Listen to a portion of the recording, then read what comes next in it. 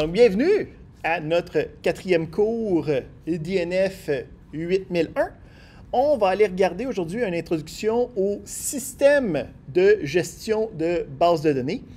En passant ici, ces diapositives puis ce contenu-là est tiré d'un des livres de référence. Donc, si vous voulez aller plus tard travailler en tant qu'administrateur de base de données, je vous le déconseille, c'est un emploi très triste, mais si vous commencez à travailler et vous voulez avoir plus d'informations, vous pouvez aller chercher l'ouvrage de référence, soit en ligne, soit à la bibliothèque. Okay? Donc, c'est un livre qui a été écrit par un de nos enseignants, ici même à l'UQAM,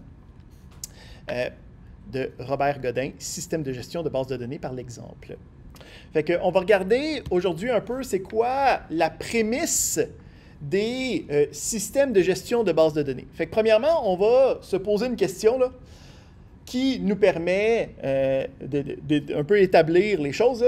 C'est quoi des bases de données? Hein? Donc, la prémisse de base de données, c'est un système d'information pour de la gestion de données. Hein? Donc, le principe fondamental, le terme textuel de base de données, c'est n'importe quoi qui est capable de contenir de l'information de manière habituellement persistante. Quand on parle de manière persistante, c'est habituellement que ça soit gardé au travers du temps. Donc, si je parle de base de données au sens littéral de la chose, le post-it que j'ai sur les choses qu'il faut que j'aille chercher à la pharmacie la semaine prochaine, c'est considéré comme une base de données. Okay? C'est une base de données physique. Il y a très peu de mécanismes qui me sont utiles avec cette base de données-là, mais c'est au sens littéral de la chose une base de données. Bon, ici, à l'intérieur du cours, on va faire un petit peu d'abus de langage. Puis, quand nous, on va parler de base de données, on va parler de base de données un petit peu plus moderne. Puis, particulièrement, en fait, on va parler de système de gestion de base de données. C'est juste que c'est trop long à dire. Fait qu'on va juste tout le temps dire base de données. Mais c'est les applications, c'est les systèmes informatiques qui sont utilisés pour sauvegarder, interpréter, consulter les données dans la majorité des applications informatiques modernes. On va parler beaucoup de données à l'intérieur du cours. Donc, c'est important de faire une petite parenthèse, puis on va revenir même tantôt sur c'est quoi des données. Hein? C'est quoi les informations que je peux sauvegarder. Donc, quand on parle de données, il va y en fait avoir deux éléments importants à savoir quand je dis je veux sauvegarder telle donnée. Okay? Donc, il va y évidemment avoir la valeur elle-même. Okay? Donc, habituellement, on dit le data, la donnée elle-même. Donc, si je veux sauvegarder, admettons, un solde, hein, ben, mon solde, c'est 388 547 247. Ici, c'est une valeur fictive, ce n'est pas le vrai solde que j'ai, mais c'est la valeur elle-même. Okay? Puis vous, en tant qu'étudiant, votre solde, c'est moins 14 247, des choses tangibles, hein, comme étant la valeur. Mais un des principes fondamentaux de notre réalité, c'est que rien ne se perd, rien ne se crée. Okay? Il y a de la physique quelque part. Si je veux sauvegarder de l'information, il faut que cette information-là existe hein, sur un médium physique. Donc, la prémisse, c'est que quand je sauvegarde de l'information, quand je sauvegarde une donnée, quelque part, cette information-là est sauvegardée. On va en rejaser tantôt, hein, c'est sauvegardé hein, avec des 0 puis des 1, puis l'ordinateur, il faut qu'il soit capable de gérer hein, la taille que cette donnée-là prend. Donc, pour être capable de dicter à l'ordinateur combien d'espace l'information va prendre, puis aussi la forme que l'information va prendre, on va parler d'une deuxième méta-information avec la donnée, avec la valeur elle-même. Autour de cette valeur-là, il va y avoir ce qu'on appelle le type de données, le data type. Donc ça va expliciter c'est quoi le genre, la forme des valeurs possibles que je peux enregistrer. Puis, habituellement, ça va aussi dicter l'espace requis pour être capable de sauvegarder ce genre de données-là. Donc, on a hein, le principe de deux types de données. on va avoir des données simples, OK? Puis on va en rejaser, là, on a un petit autre document après pour jaser des différents types de données simples. Puis après ça, on va parler de données complexes, OK, qui est habituellement un mélange de plusieurs données simples. Okay? Quand je parle des données simples, c'est des données que l'ordinateur va être capable de sauvegarder d'une manière facile et conviviale pour l'ordi. Okay? Fait qu'habituellement, on pense à une valeur numérique directement, c'est une donnée simple. Quand on parle de données complexes, ben, ça serait mon adresse, mon numéro de téléphone, mon âge, ça tout ensemble, c'est une donnée complexe. Il existe un troisième type de données là, que nous, on n'ira pas trop travailler là, parce que c'est son propre paquet de problèmes, là, qui vont être des données qu'on dit multimédia ou des données binaires. Donc, la prémisse, c'est que si je veux enregistrer une image, ou si je veux enregistrer une vidéo, ou si je veux enregistrer un extrait audio quelconque, ça aussi, ça prend de la place, puis ça aussi, ça a son propre format, puis plein de manières de faire. Mais là, on rentre dans... Il y a beaucoup de considérations autour de ça qu'on n'a pas le temps de voir à l'intérieur du cours. Donc, nous, on disait, on va jaser de base de données au sens large, c'est n'importe quel type de collection de données. Fait que, il y a mon post-it, il y a un système de gestion de base de données, OK, c'est un peu le gamut des choses, mais entre les deux, des fois, il y a des intermédiaires que le monde utilise quand même. Là. Fait que, je ne sais pas si vous avez vécu ça, mais quand il y a une entreprise, OK, qui ont un disque réseau, là, puis la moitié de l'entreprise vit sur ce disque réseau-là, puis il y a comme 3 classeurs Excel, là, qui a comme toutes les informations pertinentes de la compagnie, là, on peut classifier ça comme étant une base de données. Ça a beaucoup de lacunes, ça a beaucoup de risques, ça a beaucoup de problématiques, mais ultimement, la prémisse de je prends une collection de données, puis ces données-là sont persistantes, sont accessibles, c'est quelque chose qui est tangible, OK?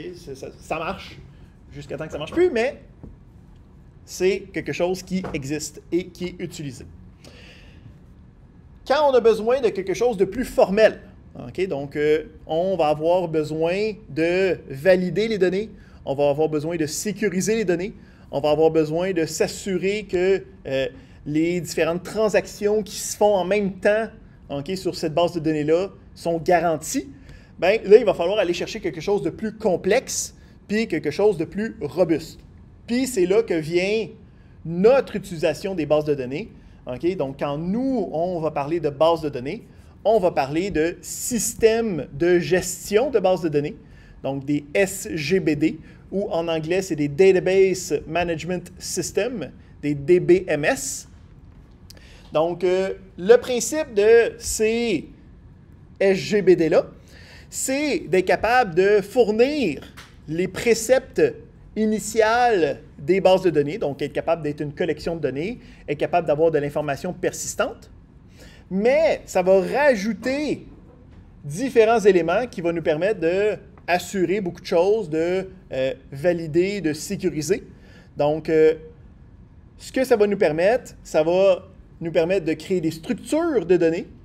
Ça va nous permettre de regarder cette structure-là à l'intérieur d'un schéma.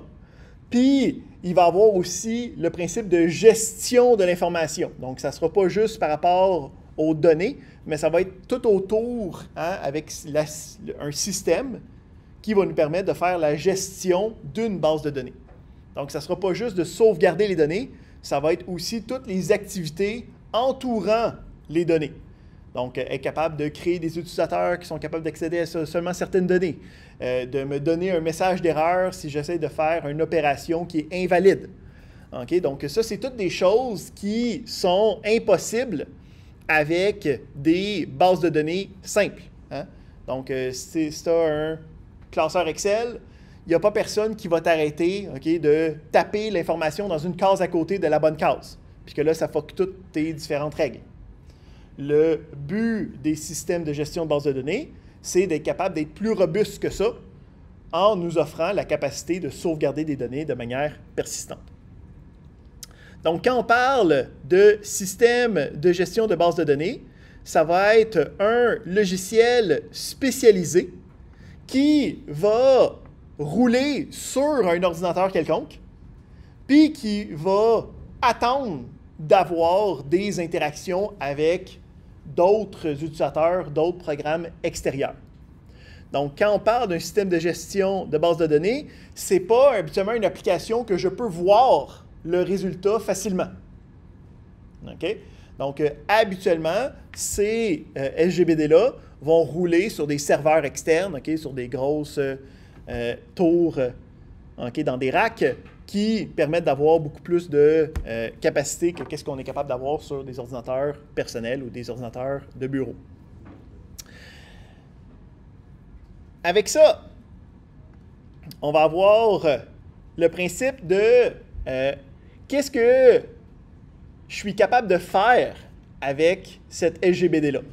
Parce que je viens de vous dire, c'est un logiciel qui roule là, sur un serveur quelque part, OK, dans le fond pas d'un garde-robe, là, mais d'une salle, mettons, informatique climatisée. On n'a pas accès, là. On n'a pas d'écran, on n'a pas de clavier, on n'a pas de souris, on ne peut pas directement interagir avec.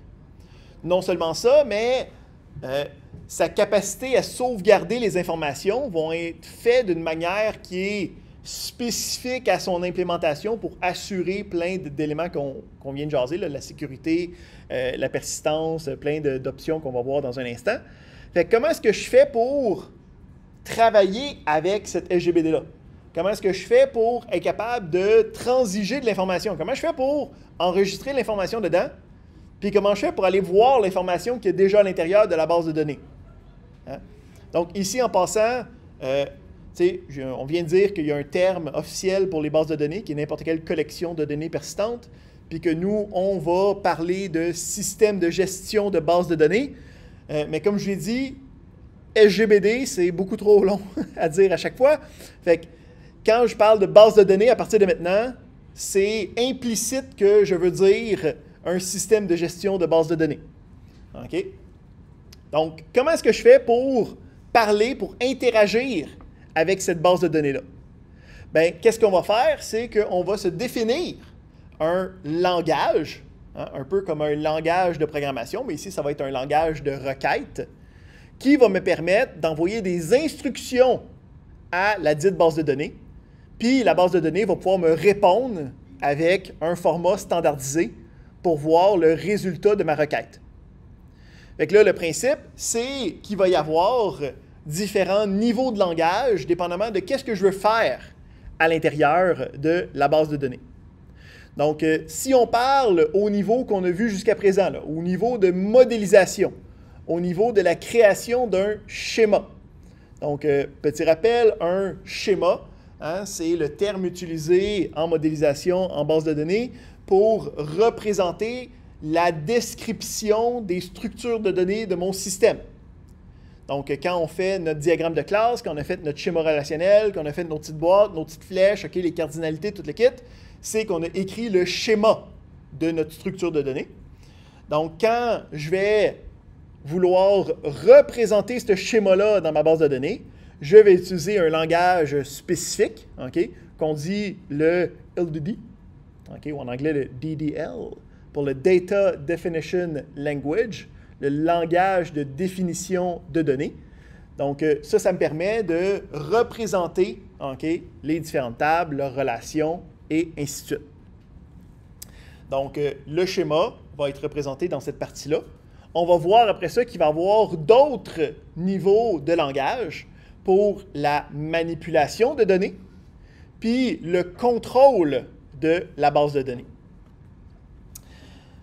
Si on se fait un petit diagramme, bon, ce n'est pas un vrai diagramme de cas d'utilisation, là, mais un peu un diagramme de comment est-ce que ça va fonctionner, là, les interactions avec la base de données. Donc, si on regarde à son plus bas, on a la mémoire permanente. Là, okay? Donc, le disque qui est capable de sauvegarder des informations.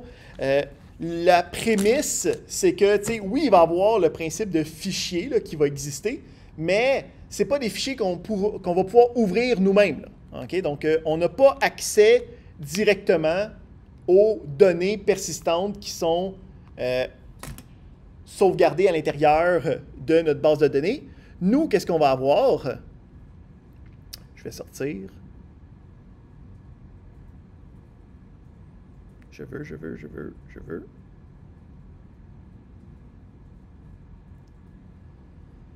Je veux... C'est ici? Ouais. Est-ce qu'on voudrait peut-être éteindre le top ou avoir mieux? Avoir un peu.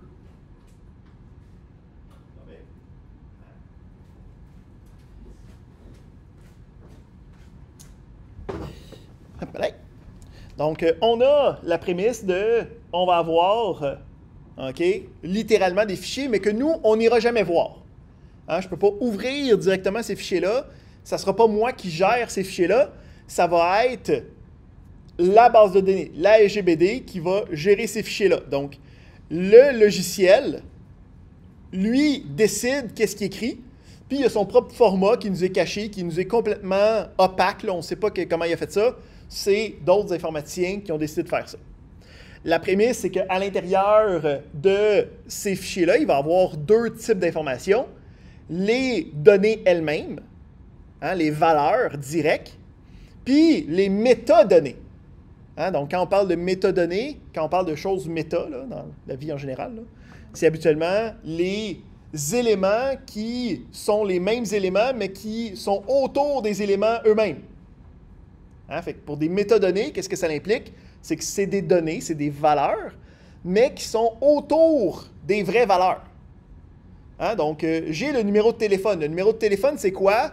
C'est 348-2657-3432. OK? Il va y avoir des nouveaux indicatifs régionaux en passant. Je ne sais pas si vous avez vu passer cette nouvelle-là. T'attends? La dernière fois, c'était il y a 15 ans. En tout cas. Donc, on a la donnée elle-même, les chiffres du numéro de téléphone, mais pour savoir que c'est dans une table, puis que le nom de la colonne, c'est le numéro de téléphone, puis que le nom de la table, c'est l'utilisateur, puis que cette table-là existe avec d'autres tables, il faut que quelque part, ces informations-là soient enregistrées. Hein? Donc, les métadonnées, c'est les informations qui ne sont pas les données elles-mêmes, mais qui ont comme besoin d'être là autour pour que tout se tienne. Donc, tout ça, c'est sauvegardé. Hein? Puis là, après ça, on a l'interface qui nous permet de travailler avec cette base de données-là. Donc, dans ce cas-ci, on va avoir des interpréteurs qui vont nous permettre d'envoyer des commandes à la SGBD.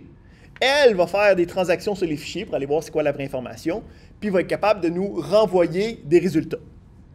Puis là, le principe, c'est que pour une SGBD, il va y avoir différents acteurs, hein, différents rôles qui vont pouvoir être pris, dépendamment de qu'est-ce qu'on a besoin de faire. Hein, parce que, mettons, moi, en tant que client de ma banque, je suis un utilisateur de leur base de données. Okay? Parce qu'eux autres, quelque part, ils ont accès à mon solde qui est sauvegardé de manière numérique. Mais, ça serait un peu bizarre, puis peut-être pas une bonne idée, que j'aie un accès complet à la base de données. Hein? Premièrement, j'aurais juste avoir accès à mon compte. Puis deuxièmement, j'aurais juste avoir un accès en lecture à mon compte. Hein? Si je veux avoir des modifications à mon compte, ça passe à travers d'autres opérations. Je n'ai pas un accès direct pour pouvoir modifier mon solde. J'aimerais ça. Mais c'est peut-être pas une bonne idée pour que la banque reste en business. Donc, il va y avoir différents rôles dépendamment de ce qu'on a besoin de faire. Premièrement, il va y avoir quelqu'un qui va être l'administrateur de la base de données qui va initialement dire, OK, bien, ça va être quoi qu'il va y avoir dans la base de données? Ça va être quoi les tables? Ça va être quoi les colonnes? Ça va être quoi les relations? Ça va être quoi les règles qui vont être établies? Donc, lui va faire l'édition du schéma. Puis là, ici, qu'est-ce qui est intéressant, c'est que lui va utiliser une application que, cette application-là va avoir un feedback visuel. Okay? C'est quelque chose que tu ouvres ou que tu tapes des commandes, que tu vois qu'est-ce qui se passe. Puis, ces commandes-là vont être envoyées au système de gestion de base de données. Lui, il va faire ses modifications, puis il va renvoyer le résultat pour dire, bien, si tout a marché, ou tu as écrit quelque chose, c'est erroné, ou des choses comme ça. Fait que, ce qu'il faut comprendre ici, c'est que quand on travaille avec une SGBD, hein, il va y avoir tout le temps deux applications minimalement qui sont interpellées. Là. Il va y avoir la SGBD elle-même qui roule tout seul dans son coin tout le temps puis qui attend des instructions. Puis que nous, on ne la voit pas. Là, okay? Ça roule derrière l'ordi. Il n'y a pas d'interface. Ça roule juste seul. Puis, il va y avoir un client que nous, en tant qu'humains, on utilise pour parler avec la base de données puis être capable de voir les résultats de cette base de données-là. OK? Donc, toujours deux applications. On va y revenir tantôt sur l'architecture possible, puis on en avait déjà parlé. Là. On a ensuite les utilisateurs qui vont être capables d'utiliser un programme spécialisé qui va être capable de faire des requêtes, mais qui vont être formatés pour juste cet utilisateur-là. Donc, quand moi, j'utilise mon application mon application mobile pour accéder à mon compte de banque, moi, je suis un utilisateur de la base de données, mais je ne suis pas quelqu'un de spécial. J'utilise une application qui a été déjà préfaite par un programmeur qui va gérer les genres de requêtes que je suis capable de faire ou les accès auxquels j'ai accès. Puis après ça, il va y avoir des fois des utilisateurs experts ou des utilisateurs avec des droits privilégiés. On pourrait penser, admettons, si j'ai besoin de faire une modification à mon compte. J'ai besoin de changer mon adresse. Des fois, je ne peux pas directement faire ça de mon application. Il faut que j'aille à une des succursales. Puis là, ça va être le commis de la succursale qui va, lui, avoir un système qui lui est propre, qui va aussi travailler avec la même base de données. C'est la même. C'est juste que moi, mon application n'a pas les droits, n'a pas les accès disponibles. Donc, il y a des utilisateurs, des fois, qui ont d'autres versions d'utilitaires ou d'accès à la base de données qui permet d'avoir d'autres requêtes, d'autres droits, d'autres éléments. Fait que, on parlait de la création du schéma, le LDD. C'est quelque chose qu'on va regarder dans les prochaines semaines. Il va, après ça, avoir, une fois qu'on a fait la création du schéma, il va falloir rentrer des données à l'intérieur, modifier possiblement des données. Donc, on va parler du LMD, le langage de modification de données, ou en anglais, le Data Manipulation Language, le DML. Donc, pour être capable de gérer tous ces différents langages-là, il existe un langage plus haut, qui englobe tous ces différents sous-sets de langage-là, qui va être le langage qu'on utilise avec les bases de données qu'on va utiliser dans la bonne partie du cours, notre deuxième partie du cours. Donc, dans ce cours-ci, puis la modélisation que nous, on a faite, c'était pour des diagrammes de classe, des schémas relationnels, c'était pour ultimement avoir ce qu'on appelle des bases de données relationnelles. Donc, on avait parlé de différentes familles au début de la session. Là. Donc, les bases de données relationnelles, c'est celle-là qui est la plus utilisée, celle-là qui est la plus répandue, puis c'est celle-là qu'on va regarder en premier. Donc, le langage qui existe, qui me permet de faire ces genres de requêtes-là, c'est ça qu'on appelle le SQL. Donc, c'est le Structured Query Language, le langage de requête structurée. Donc, le but du SQL, c'est d'être capable de définir les schémas, de créer les tables, d'insérer les informations, puis de faire aussi de la sélection, d'aller chercher de l'information des existants. Donc, il y a habituellement 4 actions par rapport à la gestion des données. Donc, je parlais qu'on a la création des tables, ça c'est à part. Après ça, rendu à travailler avec les données, 4 actions possibles. On parle de lire les données. Le terme, ça va être la sélection de données. Ajouter des données, rajouter des informations. Supprimer des données, enlever les informations. Puis modifier des données. Une information qui est déjà là, il y a une des valeurs qui est modifiée à l'intérieur. C'est les 4 actions. Vous allez le voir, c'est tout le temps les mêmes qui reviennent à chaque fois qu'on parle de données. Là. Donc, si on parle, mettons, d'application web, on va parler de l'acronyme CRUD, qui est pour Create, Read, Update, Delete. Donc, c'est tout le temps les mêmes 4 actions possibles derrière ça. Fait que là, ici, quand on parle de notre langage de requête, la prémisse ici, c'est que ce langage-là va souvent, nous autres, on va voir qu'on va pouvoir l'utiliser directement, là, à travers l'interface qu'on va se faire, mais habituellement, ce langage-là va être interposé ou va être enchâssé avec un langage de programmation. Okay, donc, des langages de programmation comme le C++, le Python, le Java, c'est des langages qui permettent de s'exécuter sur un système, comme mon ordinateur, puis qui va être capable de compléter des instructions. Habituellement, avec le langage SQL, je vais avoir des applications en C++, en Java, qui vont être capables de rouler, puis à l'intérieur d'eux autres, je vais pouvoir avoir des requêtes SQL qui vont être faites sur la SGBD. Les réponses, je vais pouvoir les ramasser dans mon programme, puis être capable de les interpréter. Nous, on n'ira pas jusqu'à ce niveau-là, où en fait, maintenant, on a des outils qui sont déjà créés, qui ont déjà la programmation de fait, puis que c'est juste une interface pour être capable de faire des requêtes SQL, de voir les résultats, puis de ne pas avoir à apprendre un langage de programmation pour être capable d'utiliser des bases de données. Ça, c'est bon ici. On parle, quand on parle de définition des différentes données, là, OK? Ou en fait définition du vocabulaire autour des bases de données. Là. Donc, quand je parlais de l'administrateur, c'est habituellement la personne qui est responsable du système de gestion. Donc, c'est le responsable du responsable. Donc, c'est lui, habituellement, qui va être l'expert dans le schéma des données. Donc, on voit qu'on a beaucoup d'options sur des contraintes d'intégrité pour s'assurer que notre base de données est bonne règle. Donc, c'est lui, habituellement, qui va être en charge d'éditer le schéma. Puis après ça, il va y avoir des utilisateurs autour qui vont être capables d'insérer des données, avoir différentes options de gestion, mais pas au complet. T'sais. C'est l'administrateur qui a tous les droits puis qui parsème sa volonté à d'autres. On parlait de l'architecture. On a parlé ici de l'architecture client-serveur. Donc, quand on parlait des différentes architectures possibles de logiciels, la SGBD, habituellement, travaille sous cette architecture-là de client-serveur. Donc, la SGBD va rouler sur un serveur quelconque, sur un élément externe.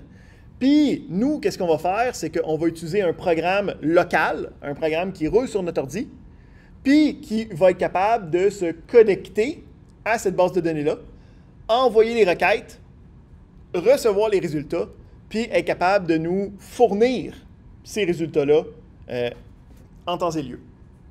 Donc, quand on a un accès direct à la base de données, c'est l'architecture client-serveur qui est mise en place. Souvent, par contre, puis je vous ai un petit peu menti il y a quelques instants.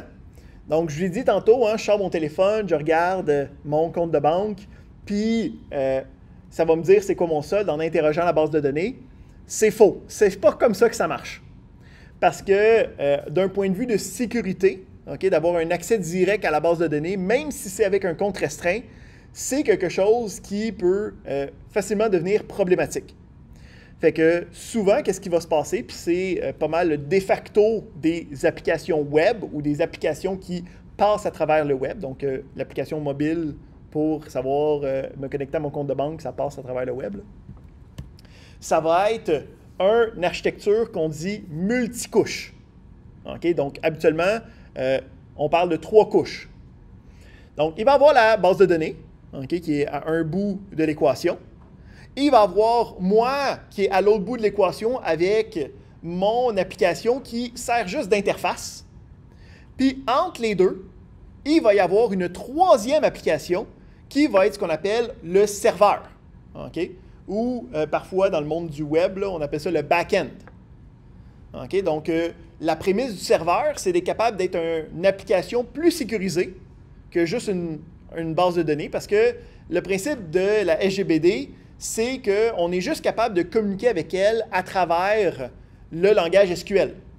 Ce n'est pas capable d'être un langage de programmation à part entière.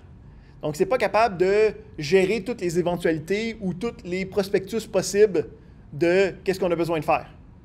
Donc, qu'est-ce qu'on fait? C'est qu'entre les deux, on ploppe une nouvelle application qui, elle, va se permettre de dire, quand tu te connectes, je regarde de où tu t'es connecté, puis si tu t'es connecté d'un endroit géolocalisé qui est à l'autre bout de la planète, 5 minutes après que tu étais ici, bien, peut-être qu'il y a un problème, tu sais. Donc, quand on a besoin d'avoir plus de fonctionnalités sur le comportement, sur prendre des décisions à part de juste modifier des données, habituellement, on a un serveur spécialisé entre les deux qui permet de prendre la requête de mon application d'interface. Donc, moi, j'ouvre mon téléphone, je rentre mon NIP puis mon numéro de compte. Ça s'envoie à un serveur qui valide que tout est correct, que la forme est correcte, qu'il n'y a pas d'éléments problématiques. Puis là, formule la requête à la base de données. Donc, moi, je n'ai pas un accès direct, j'ai un accès indirect à la base de données. Reprend les informations, puis là, me renvoie un résultat que moi, je peux comprendre. Parce que, admettons, j'ai besoin de me connecter à mon compte, je rentre le mauvais mot de passe. Bien, sur une base de données, quand tu rentres, admettons, quelque chose puis que ce n'est pas la bonne affaire, ça te donne une erreur informatique. Là. Erreur Aura 851248, bad database indexing. Exactement. En fait, c'est exactement une exception. La prémisse, c'est que ton utilisateur, il ne faut pas qu'il voit ça. Il n'est pas capable d'interpréter ça en tant que pauvre utilisateur. Mes parents, ils voient ça, puis ils pensent qu'ils viennent de se faire hacker. Donc, il faut que l'interface soit plus accessible. Comment est-ce qu'on fait pour transiger ou interpréter ce message-là? Bien, c'est habituellement le serveur entre les deux qui va envoyer le bon message ou la bonne interprétation de l'exception.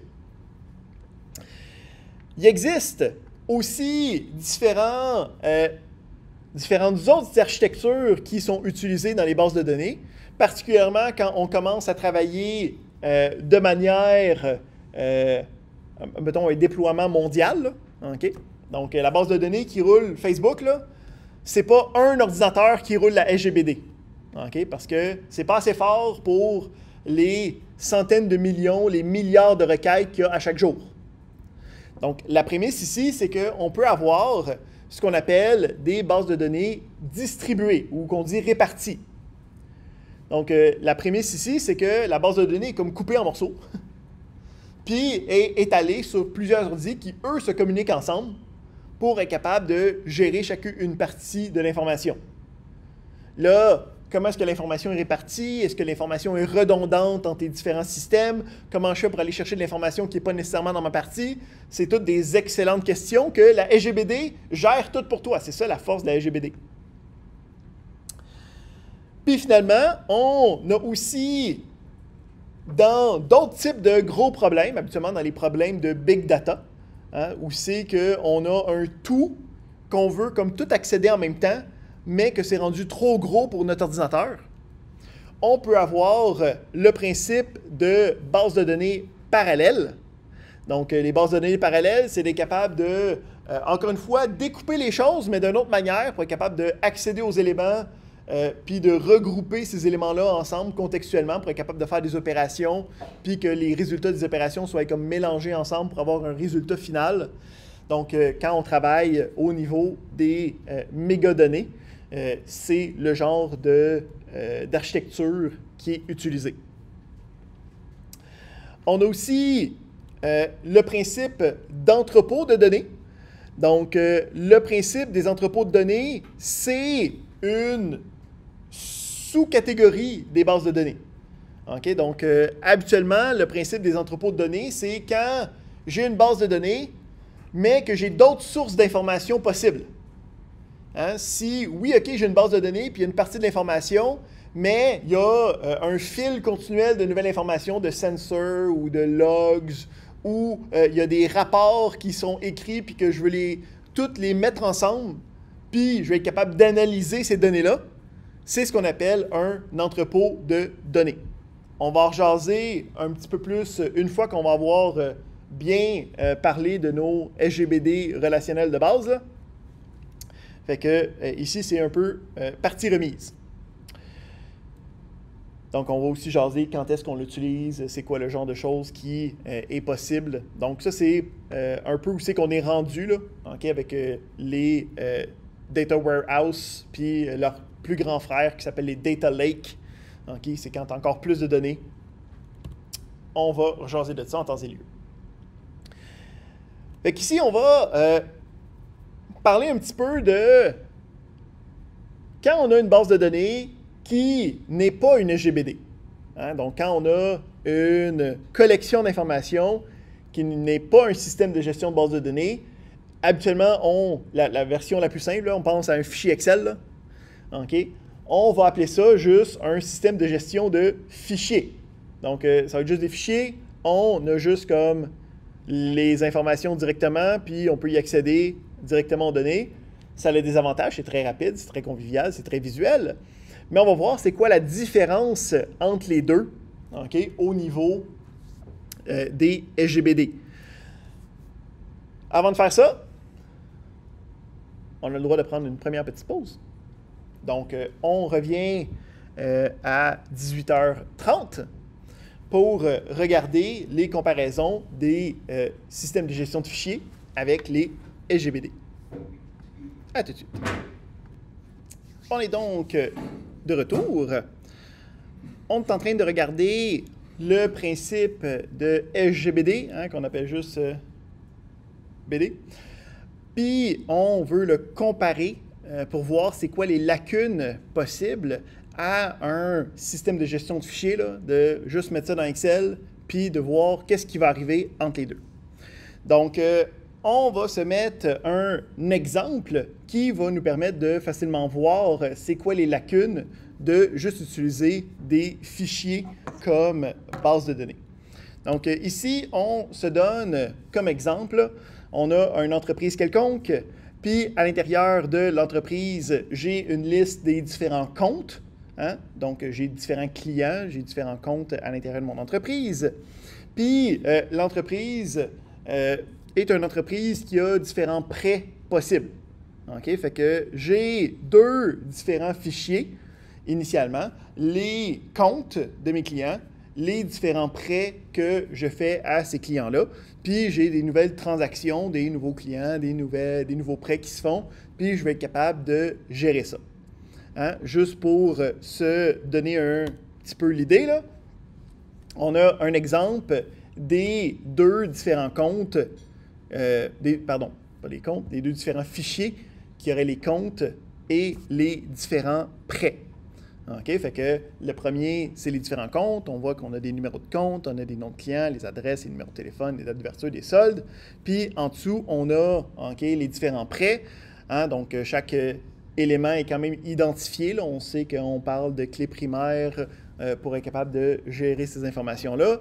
Puis, il y a aussi des informations qui vont être reliées, hein, parce que des fois, je veux quand même savoir c'est qui a fait le prêt, fait que je renvoie l'information qui est peut-être redondante, mais puisque c'est dans des fichiers différents, je ne peux pas vraiment les relier, fait que je vais juste réécrire l'information. Fait que là, la première problématique, c'est qu'est-ce qui arrive quand j'ai besoin de faire une mise à jour à partir des données déjà existantes. Donc, le client, il me dit, OK, j'ai déménagé, fait que j'existe plus à cette place-là, j'ai changé aussi le numéro de téléphone. Fait que là, tu dis, pas de problème, je vais aller dans mon fichier de client, puis je vais aller changer l'information. Mais là, on a une problématique. Parce que si l'information est dédoublée quelque part, n'importe où, ben c'est très facile de oublier ou de ne juste pas aller faire les autres modifications, ou c'est qu'on se retrouve avec de l'information qui est incohérente. OK? On dit anarchique. Donc, la prémisse, hein? Donc, on avait des excellents noms de clients, là, comme Huge Paycheck, qui habitaient initialement, admettons, à Ottawa. OK? Puis, dépendamment de qui c'est qui a appelé ou quand est-ce qu'il a appelé, les informations peuvent changer à travers le temps. Hein? Donc, il faut faire attention. Ça se peut que ça devienne complètement perdu, hein? Puis qu'on ne soit pas capable de traiter avec ça. Fait que d'être capable d'organiser les données correctement, puis d'être capable de les relier d'une manière qui est facile et conviviale, c'est quelque chose qui est problématique avec les systèmes de gestion de fichiers. Une deuxième problématique possible, c'est quand je veux aller chercher de l'information à l'intérieur de sources déséguissantes. Tu sais, là, ça va bien, là, on a des tables avec 4-5 lignes, là, mais quand on est rendu à 300 000, 450 000 lignes à l'intérieur, si tu essaies de faire ça dans Excel, puis tu essaies de faire une recherche textuelle, tu vas voir que ton ordi, il va avoir de la misère. Pas parce que l'ordi n'est pas assez lent, mais parce que les données sont pas assez structurées. Puis la manière de faire la recherche est peu efficace. Fait que, une des choses que les SGBD, les bases de données modernes, nous donnent, c'est des mécanismes pour être capable de mieux organiser les fichiers. Donc, on va aller parler d'indexage. Donc, d'être capable de dire chaque ligne a une information qui est unique, qui me permet d'être utilisée pour être capable de revenir à cette ligne-là rapidement. C'est quelque chose qu'on avait déjà parlé quand on créait nos schémas relationnels, d'avoir un élément qui est la clé primaire. Habituellement, là, il est déjà inséré, là. Donc, d'être capable d'utiliser cette information-là pour dire « ça, c'est unique à chaque ligne, je suis capable de réutiliser ça pour être capable de me positionner facilement ». Il va aussi avoir le principe de hachage. Donc, le hachage, c'est un mécanisme assez simple de prendre la forme de quelque chose puis de le transformer dans une autre forme qui est plus facile à traiter. Fait que le mécanisme de hachage qu'on connaît le plus, okay, qu'on utilise, je ne vais pas nécessairement dire tous les jours, là, mais que tout le monde sait c'est quoi, c'est des initiales. Donc, le principe d'initiale, comment ça marche? J'ai mon nom, puis qu'est-ce que je fais? C'est que je prends la première lettre de chacun de mes noms ou prénoms, puis ça devient une nouvelle information. Moi, c'est Hugo Leblanc, ça devient HL. Bien, ça ici, c'est une fonction de hachage. Fait en utilisant des fonctions de hachage, ça me permet de prendre des informations qui sont souvent de différentes tailles, okay, qui sont très complexes à trier, qui sont très complexes à gérer, puis d'être capable de les simplifier pour que ça devienne facilement triable, pour que ça devienne facilement retrouvable. Donc, le hachage à travers les initiales, c'est une bonne méthode humaine, ce n'est pas une bonne méthode informatique, là, parce que s'il y a, je ne sais pas moi,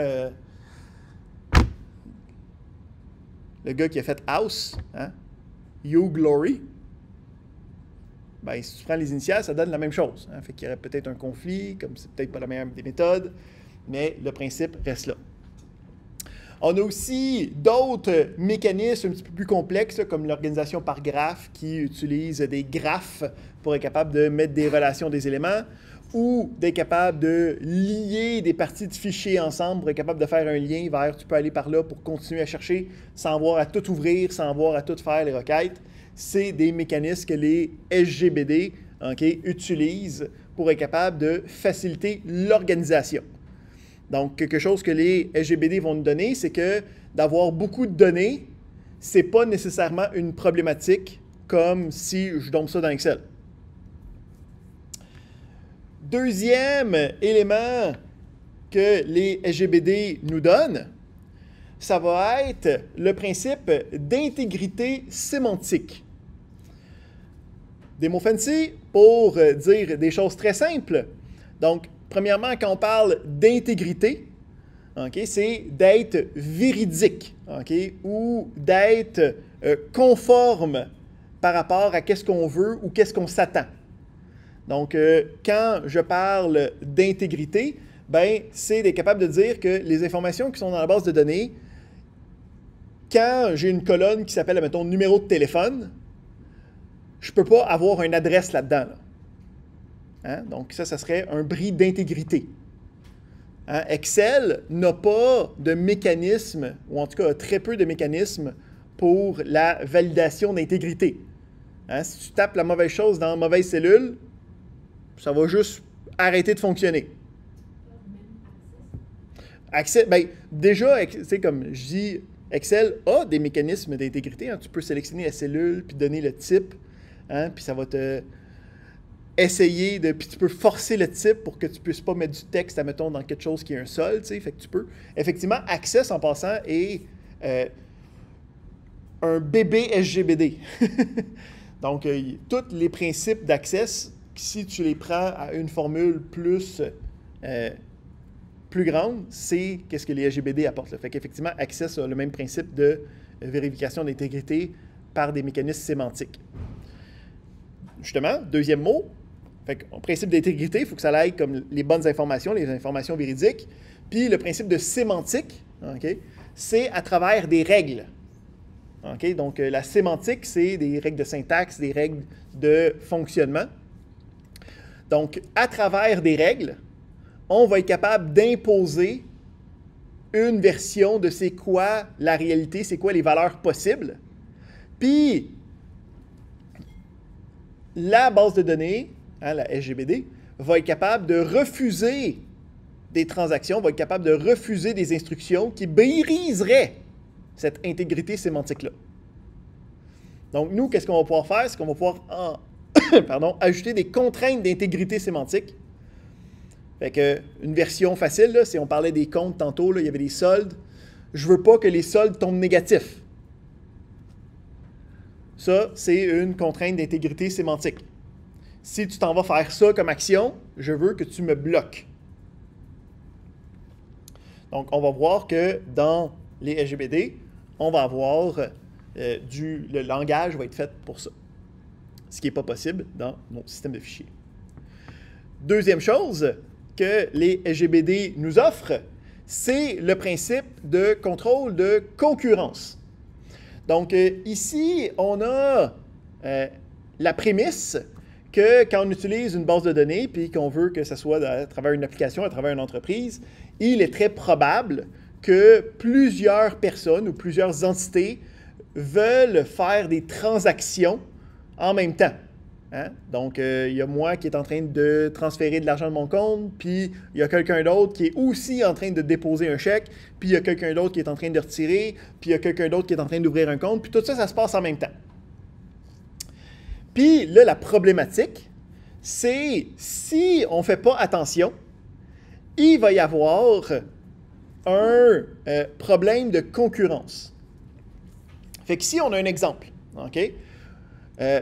Parce que qu'est-ce qu'il faut comprendre, c'est que même si une application ou même si une base de données est capable de gérer plusieurs transactions, l'ordinateur, là, quand il travaille, il n'est jamais capable de faire plus qu'une chose à la fois. Okay? Quand on a un ordi et qu'on a plusieurs applications d'ouvert en même temps, on n'a pas plusieurs applications d'ouvert qui s'exécutent en même temps. Qu'est-ce qui se passe? C'est que l'ordi, il va de l'application 1, puis après ça, il va à l'application 2, puis après ça, il va à l'application 3, puis il retourne à l'application 1, puis l'application 2, puis l'application 3.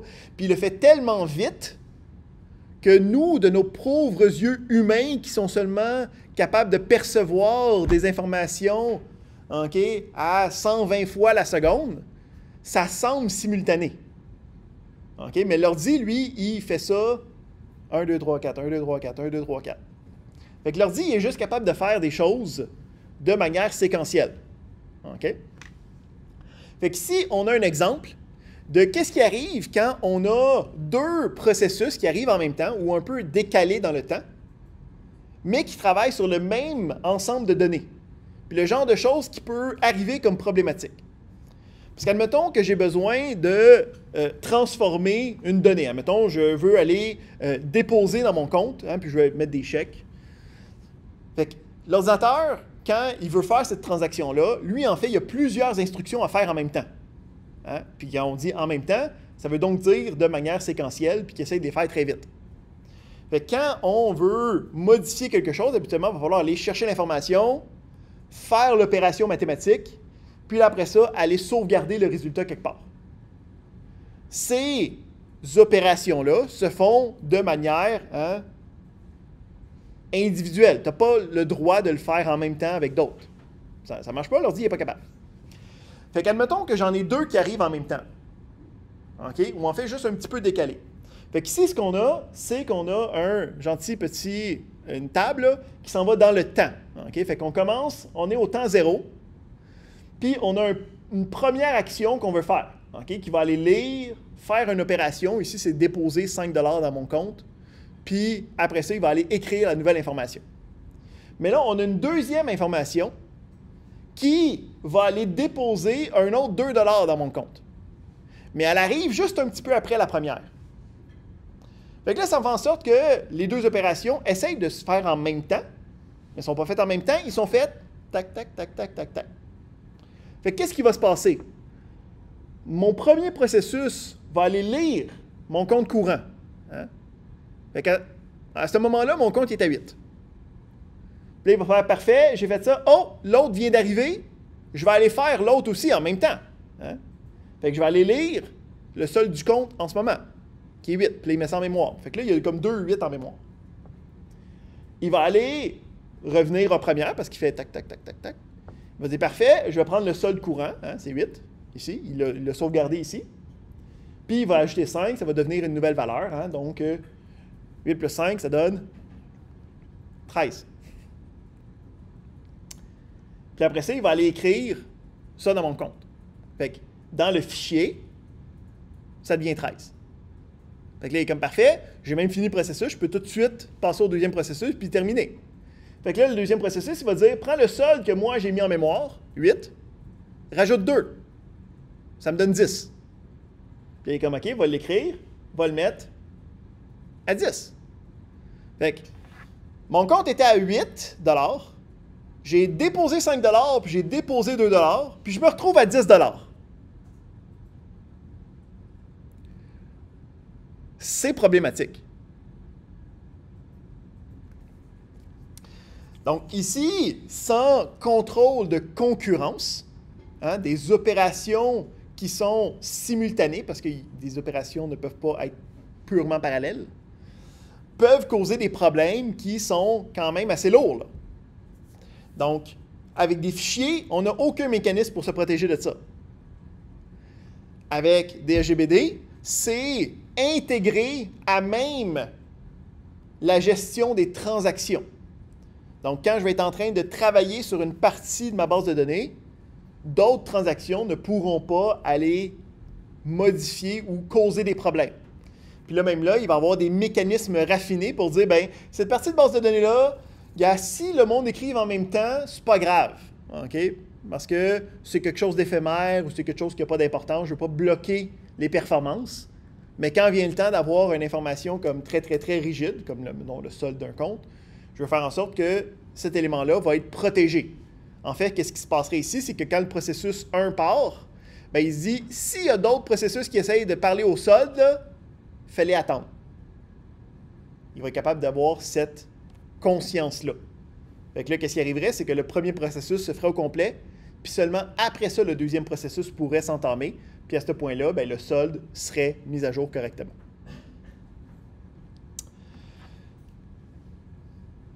Ça, c'est cool. Qu'est-ce qui est d'autre de cool avec les SGBD? C'est le principe de fiabilité. Donc, quand on parle de fiabilité, ça va être de dire que ça veut dire deux choses. C'est que quand je me connecte à la base de données, puis que je lui envoie des transactions, si il y a une problématique, soit durant la transaction ou après la transaction, il va être capable de revenir dans un état cohérent. Okay? Donc, habituellement, ce que ça implique, c'est que, admettons, je veux être capable de faire une hypothèque sur ma maison. Là. Okay? Fait que c'est une série de transactions où c'est qu'il faut que j'aille demander de l'argent, je crée un nouveau compte, que je déplace l'argent dans ce compte-là, puis là, que ce nouveau compte-là envoie l'argent, mettons, à un acheteur quelconque. T'sais. Il y a comme genre 8 étapes à l'intérieur de ça. Si à la fin, je me suis trompé, puis que le compte final, okay, il ne marche plus, je ne veux pas me retrouver dans un état qui ne fait plus de sens. Okay? Donc, je vais être capable de toujours dire à tous les moments où c'est que je fais une nouvelle transaction, où c'est que je fais une nouvelle requête, la base de données est dans un état cohérent, où c'est qu'il n'y a pas de problématique, là, où c'est qu'il y a une information qui n'est pas à bonne place ou qu'on a des problèmes. Donc, le principe de fiabilité, c'est qu'on a des mécanismes de récupération à l'intérieur des SGBD qui vont me permettre de avoir ce qu'on appelle un journal des transactions. Donc, le principe, c'est que ça va être capable de revenir en arrière si on a un problème. Et deuxièmement, aussi, des fois, il y a des bris quelconques. Okay? Des fois, l'ordinateur plante ou le programme plante ou il y a une panne de courant directement, puis ça arrête en plein milieu, tu sais. Bien, il faut être capable de revenir dans un état qui est cohérent. Là. Parce que si je suis en train d'être à la moitié de l'écriture ici, là, OK, ben, est-ce que je la finis? Est-ce que je reviens en arrière? Qu'est-ce qui se passe? Donc, il y a des mécanismes intégrés pour être capable de gérer ça. Donc, la prémisse, c'est qu'on est toujours dans un état où c'est que la base de données est véridique. Il n'y aura pas de problématique. Comme Excel a maintenant certains mécanismes de fiabilité. Quand tu fermes Excel ou que tu as une panne de courant, puis que tu réouvres Excel par la suite, qu'est-ce qu'il te dit? Il est comme Hey, t'as pas sauvegardé, là, mais moi j'ai sauvegardé pour toi, puis j'ai vu qu'il y avait un dossier, hein? Tu as des nouvelles modifications depuis la dernière fois, est-ce que tu veux les récupérer? Hein? Donc, il a fait un journal des différentes transactions, en fait, de toutes les touches que tu as faites, puis il est capable de te redonner un état, okay, sur lequel tu es en train de travailler possiblement. Autre élément additionnel des SGBD, le principe de sécurité. Donc, on a vu tantôt que la base de données contenait toutes les informations, mais ce n'était pas nécessairement n'importe qui avait accès à ces informations-là. Donc, on est capable d'avoir différents comptes, différents rôles, une granularité de sécurité à l'intérieur de qui a le droit de toucher à quelle information à quel moment, autant au niveau de lecture, écriture, création, modification, la gestion du schéma. Donc, tous des éléments qui sont complètement individuels puis que tu peux configurer à l'intérieur de la SGBD. Au niveau des fichiers, ben, est-ce que tu as accès aux fichiers? Si oui, tu as accès aux fichiers. Dernier élément, mais non le moindre, quand on travaille avec les SGBD, c'est le principe de transaction. Donc, les transactions, c'est d'être capable de dire j'ai plusieurs instructions. Okay? Donc, comme je disais tantôt, là, je veux comme payer une maison avec une hypothèque, fait que je crée un nouveau sous-compte d'hypothèque. Il y a de l'argent qui est mis à l'intérieur. Okay? Après ça, il y a une validation du compte extérieur. Puis après ça, il y a l'argent qui départ de ce compte-là, puis ça devient négatif. T'sais. Mais la prémisse, c'est que si en plein milieu, il y a un problème, je veux que ça revienne au début. Là. Je ne veux pas avoir une moitié de compte de créer puis qui me cause des problèmes quand je vais vouloir refaire la transaction, des choses comme ça. Donc, une transaction, c'est le principe d'une séquence d'opérations, de manipulation de données qui sont exécutées un à la suite de l'autre, mais qui passent d'un état cohérent à un état cohérent. Puis ça se peut qu'entre les deux, puisqu'on n'a pas encore tout fait, ça soit à moitié cohérent pendant ce temps-là, mais ça garantit qu'au début et à la fin, c'est cohérent. Puis, il y a tellement de choses spéciales qui se passent avec les transactions qui ont leur propre acronyme pour représenter les éléments qu'ils apportent. Okay? Fait qu'on dit que les transactions des SGBD ont les propriétés ACID, qui représentent l'atomicité, la consistance, l'isolation puis la durabilité. Donc, le principe d'atomicité, donc quand on parle d'atome, hein, c'est l'élément indivisible en science. Là. Astérix, dans les atomes, maintenant il y a des quarks, puis c'est divisible, mais on n'ira pas là-dedans. Là. Le principe d'atomique, hein, c'est indivisible. Donc, que les transactions soient atomiques, ce que ça implique, c'est ce qu'on vient de dire, là, que la transaction est faite au complet ou pas du tout. Tu ne peux pas avoir une transaction qui s'est arrêtée en plein milieu parce qu'il y a eu un problème. Donc, ça veut dire qu'il est capable de revenir à l'état pré-transaction. Hein? Puis que s'il te dit que c'est complété, c'est que tout a été fait, c'est garanti. On a le principe de consistance. Donc là, c'est de dire qu'une fois que la transaction a été complétée, je peux garantir l'intégrité des données.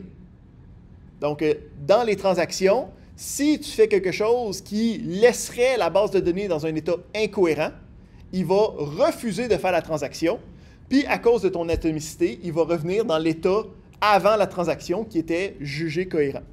Hein, donc, avec pas de données vides, pas de manque de données, pas de règles d'intégrité sémantique qui est brisée.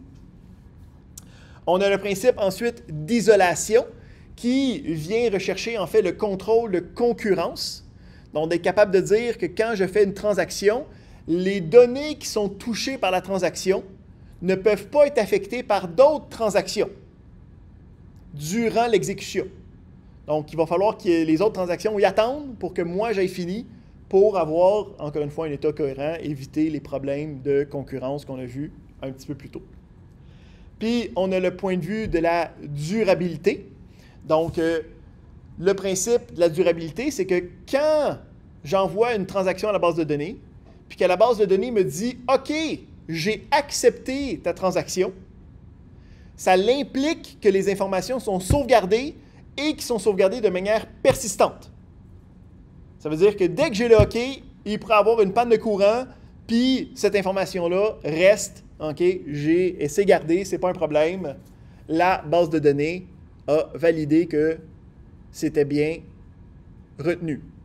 Parce que d'autres logiciels, hein, par exemple Excel, quand tu tapes quelque chose dans une cellule, c'est pas tout de suite garanti que ça va rester là. Hein, si tu fermes Excel, si Excel plante, si tu as une panne de courant, c'est pas parce que tu l'as écrit dans cellule que ça reste. Avec Excel, ça va être une garantie de sauvegarde de fichier. Quand tu sauvegardes le fichier, puis que là, ça te dit que le fichier n'a plus d'éléments d'édition, hein, c'est là que c'est comme garanti. Bien, c'est le même principe avec les bases de données, mais c'est dès qu'on te dit que la transaction a été acceptée, c'est que c'est garanti d'être sur le disque puis de rester de manière permanente.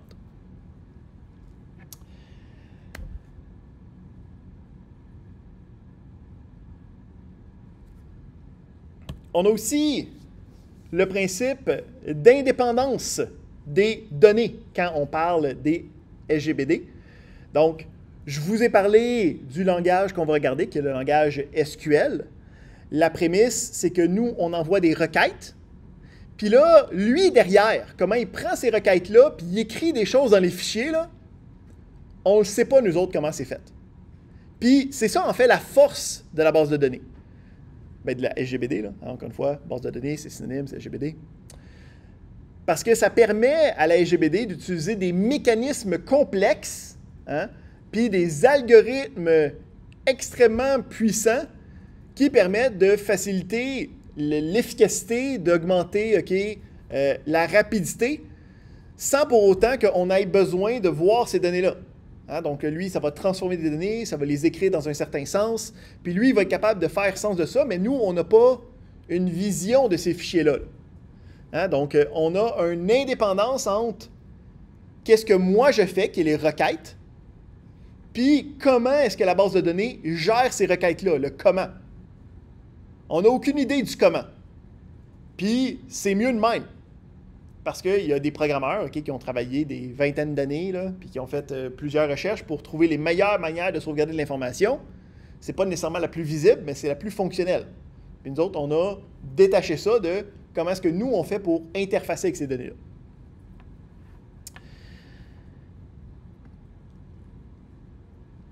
Donc ici, il y a un peu l'historique de où on s'est, comment est-ce qu'on s'est rendu ici. Donc, le principe des SGBD, c'est quelque chose qui date d'il y a très longtemps. Là. Donc, nous, qu'est-ce qu'on utilise? C'est les bases de données relationnelles, qu'on dit les bases de données de deuxième génération. Là, ça date des années 80. En passant, il existe très peu de technologies des années 80 qui sont encore utilisées aujourd'hui. C'est un peu révélateur de combien bien ça avait été pensé, puis comment c'est robuste que c'est encore le type de facto utilisé aujourd'hui. Puis, il existe à partir de là d'autres différentes générations de bases de données. Là, on va en rejaser justement un petit peu plus tard dans le monde des bases de données connexes. Mais après ça, nous, pour travailler avec ces bases de données-là, on a créé des langages de modélisation ou des modèles de conception. Puis c'est là qu'on vient revoir nos diagrammes d'entité-relation, le diagramme UML que nous, on a travaillé dans les dernières semaines. On va aller regarder un petit exemple. Juste, c'est un peu qu'est-ce qu'on va faire dans les prochaines semaines. Là. Fait que je ne vais pas aller dans les détails de chacune, c'est quoi les commandes, là, juste pour se donner une idée de à quoi ça peut ressembler quand on veut travailler avec une base de données. Donc, la prémisse, c'est qu'on veut refaire notre petit exemple de tantôt. Là. Donc, je veux avoir une base de données qui va avoir des clients, qui va avoir des comptes, puis qui va avoir des prêts à l'intérieur. Puis, je vais être capable de relier ces informations-là pour ne pas avoir des informations qui sont dédoublées. Hein? Donc, on peut voir ici, la prémisse, c'est on a les différentes tables. On a pour chacune des tables une clé primaire qui va identifier de manière unique chacune des informations, mais on peut aussi avoir des clés étrangères qui vont venir faire référence à des clés primaires de d'autres tables. Fait que quand on veut travailler avec une base de données, premièrement, il faut avoir une base de données qui roule quelque part. OK? Puis à partir de là, il faut avoir un outil, une application qui va être capable de communiquer, hein, parce qu'on a l'architecture client-serveur, là. Le serveur il roule quelque part, nous autres on veut aller faire des choses là-dessus. On va aller voir différents logiciels, juste pour vous donner une idée de à quoi ça ressemble le résultat de la chose. Quand on voudrait le faire, ça serait nous, notre client. Hein, donc notre client, lui, se connecte à une base de données. Donc, la prémisse ici, c'est que le client, par défaut, OK, tout est vide. Puis là, moi, j'ai rajouté, OK, des informations de collection. C'est mon serveur personnel. J'ai juste roulé ça. On va faire des exemples ensemble dans les semaines qui s'en viennent. Là, qui va être l'application externe. Donc, moi, je rentre des informations de connexion. Je dis, c'est ça l'adresse, OK, c'est ça mon nom, c'est ça le mot de passe. Lui est capable de se connecter. Puis là, à partir de là, moi, je peux commencer à interroger les différentes informations à l'intérieur de cette base de données-là. Hein? Donc là, ici, je veux refaire cette table-là avec ces informations-là. Juste pour vous donner une idée, j'ai déjà fait. Puis, je peux sortir justement le schéma de la base de données. Ça ressemble à quoi, ce schéma-là? C'est un schéma relationnel. Hein? Donc, ça revient à qu'est-ce qu'on avait fait. Donc, j'aurais dessiné ça en premier, j'aurais écrit le code, j'aurais roulé le code, puis là, ça m'aurait donné ça ici. Donc, on a parlé qu'il y avait différents langages de requêtes, différentes familles de langages de requêtes. On avait vu deux. On a vu le langage de définition de données, donc pour créer le schéma. Donc, c'est la première chose qu'on va faire. On va définir les tables dans notre base de données. Puis après ça, on va avoir le langage de manipulation de données qui va venir rajouter des informations à l'intérieur de la dite base de données. Donc, on commence avec le genre de code qui me permettrait de créer le schéma de cette table-là. Donc, quand on a fait notre schéma relationnel, on a fait des boîtes, on a fait des colonnes, OK, avec des informations. Là, on ne peut pas nécessairement directement dessiner ça. Il va falloir être capable d'avoir ça dans des requêtes, dans un langage formel, qui va être le langage SQL. Donc, ça ici, c'est à quoi ça peut ressembler. Là. Donc, on peut voir ici, on veut créer 3 différentes tables. Je ne veux pas encore mettre les valeurs, là. Je ne veux pas encore mettre les données. Là, je suis en train de créer le schéma. Hein, donc, je veux juste les métadonnées, les données autour des données. Hein, fait que je veux décrire c'est quoi les tables. Fait que je veux créer une table, je veux avoir une colonne client qui va être une clé primaire, je veux avoir un numéro de client qui va être ce qu'on appelle un varchar, hein, du texte. Je veux après ça créer une table compte, même principe. Je peux avoir aussi des contraintes d'intégrité sémantique. Je ne veux pas que mon solde soit négatif. Puis, je peux aussi avoir des contraintes référentielles, donc dire que ma colonne numéro de client, en passant, a fait référence à ma table client pour être capable de faire des jointures entre les différentes relations. Donc, je crée mes différentes 3 tables. Comment je fais pour écrire ces différentes informations-là? Bien, quand on travaille avec nos différents outils, on va être capable d'avoir des environnements qui vont me permettre d'envoyer des requêtes puis de voir le résultat de ces requêtes-là. Ici, on peut sortir... ici, on va... Non, je ne veux pas. Je veux juste aller chercher un exemple ici. Donc, on va pouvoir dire, ben, pour cette connexion-là, au serveur, hein, à cette base de données-là, moi, je peux écrire différentes instructions, puis je vais vouloir aller exécuter ces instructions-là sur le serveur. Puis là, quand ces instructions-là vont être exécutées, lui me donne un résultat de qu'est-ce qui s'est passé, est-ce que ça a bien marché, c'est quoi les modifications qui ont été faites par rapport à la requête que moi j'ai envoyée. Donc ici, on a la version graphique, là, moderne. Il existe aussi des outils plus de base, là. Donc, tu peux te connecter avec un invite de commande, là, puis juste taper les commandes, puis avoir les résultats à l'intérieur d'un environnement purement textuel. Bon, en 2022, là, on va se donner un petit peu de graphique pour ne pas s'arracher les cheveux. Fait que, à quoi ça peut ressembler? On a la prémisse des 3 tables, puis quand on exécute, donc ici c'est l'exemple où c'est que tu taperais ces affaires-là, puis c'est voici le résultat qui serait donné. Fait que c'est juste dire ça a marché, tu n'as pas fait de faute. Si j'aurais fait une faute de frappe ou une faute de syntaxe, c'est là que ça me dirait ben, je ne l'ai pas créé, j'ai trouvé une faute à telle ligne, ça ressemble à ça, la faute, des choses comme ça. Puis à partir de là, on est capable de manipuler les données. Donc, les métadonnées sont là, je vais être capable de manipuler les données. Pour être capable de manipuler les données, c'est un autre type de langage, hein, le LMD. Donc, c'est d'autres requêtes spécifiques à ça. Donc, ici, on a une première requête qui me permet de représenter l'insertion de données. Je vais aller rajouter des données. Donc, ici, je vois que j'ai fait insert, into, là, j'ai le nom de la table, puis je marqué values, puis là, je vois les différentes colonnes que j'ai marquées.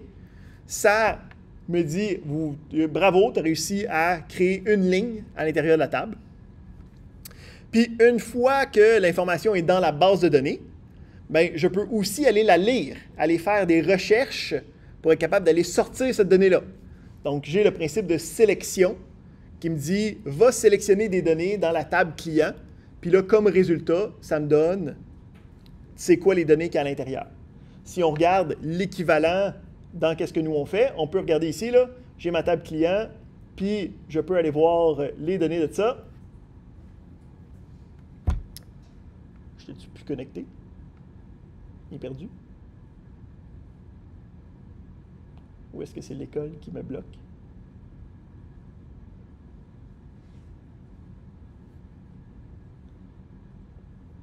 Ah non, il était juste déconnecté.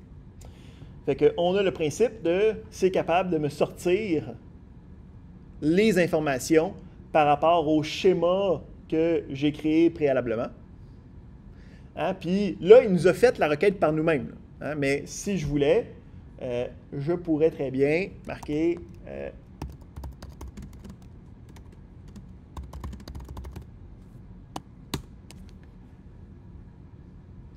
donc, j'ai moi-même écrit la requête, ça me donne le même résultat. Là, là c'est juste que j'ai pesé sur des pitons pour qu'il fasse la requête pour moi. Là.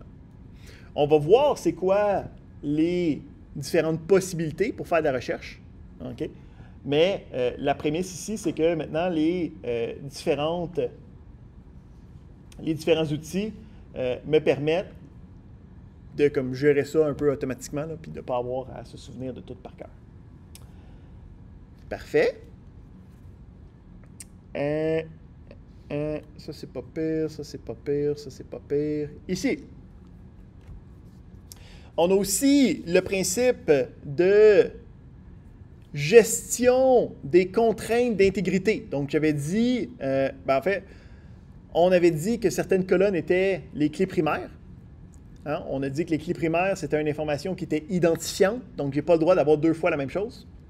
Donc, si j'essaye de écrire dans ma base de données quelque chose qui brise une contrainte d'intégrité, comme une contrainte de clé primaire, bien, ça va me donner une erreur. Donc, j'essaie de rentrer quelque chose, mais ça ne me laissera pas passer. En fait, ici, si on le fait de mon bord, si je fais ça, puis j'essaye...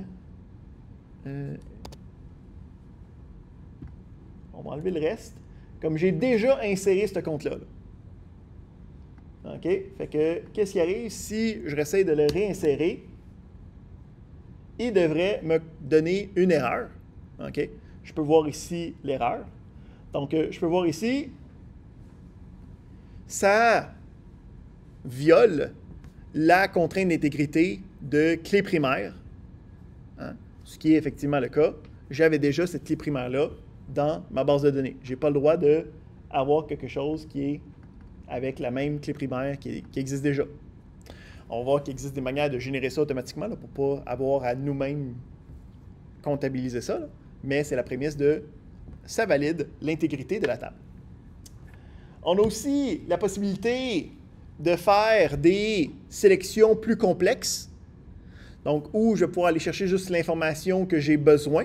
Puis c'est là que un peu la science des données, l'analyse de données vient avoir du plaisir. Quand j'ai besoin de savoir, ben, c'est qui mon meilleur client, c'est qui a le plus grand solde, c'est qui a fait le plus d'achats. Je suis capable d'avoir des conditions, OK, ou des méthodes d'analyse qui vont être appliquées à la recherche, à la sélection, pour qu'on ait juste un résultat filtré ou un résultat modifié par rapport à qu'est-ce que j'ai besoin. Parfait. Je pense que c'est pas mal ça, parce que nous autres, on ne va pas jaser d'application. On va avoir, oui, la possibilité de rapatrier différentes informations de plusieurs tables ensemble. OK?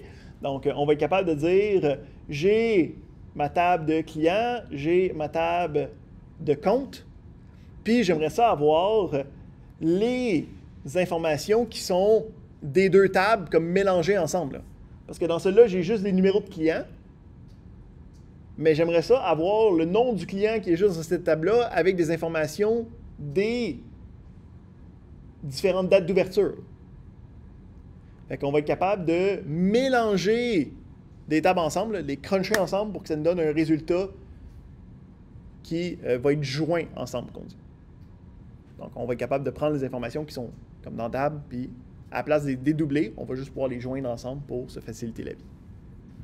On va être capable de modifier les valeurs, hein, donc on les a insérées, on va être capable de les modifier, on va avoir la possibilité de mettre à jour, hein, de update des informations.